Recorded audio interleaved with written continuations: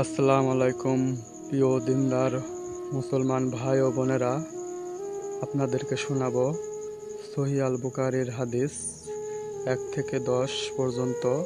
Serial by. Number 1, নিয়তের উপর আমল নির্ভর করে, মানুষ তার নিয়ত অনুযায়ী ফল পায়। নাম্বার 2, ঈমানের স্তর। ঈমান হলো বিশ্বাস, কথা, কাজ। নাম্বার 3, ইসলাম 5টি স্তরের উপর প্রতিষ্ঠিত: কালেমা, নামাজ, রোজা, যাকাত, হজ। নাম্বার 4, মুসলিম সেই যার হাত ও জিহ্বা থেকে অন্যরা নিরাপদ। ভালো আচরণই আসল ইসলাম।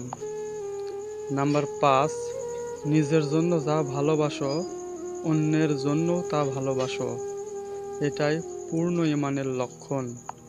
নাম্বার 6, আল্লাহ ও রাসূলকে সর্বাধিক ভালোবাসা ঈমানের মিষ্টতা পাওয়া যায়।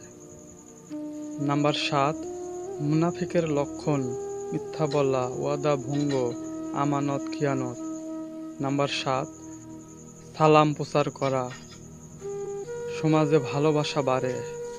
নাম্বার 9, অতিথি আপ্যায়ন করা, ঈমানের অংশ।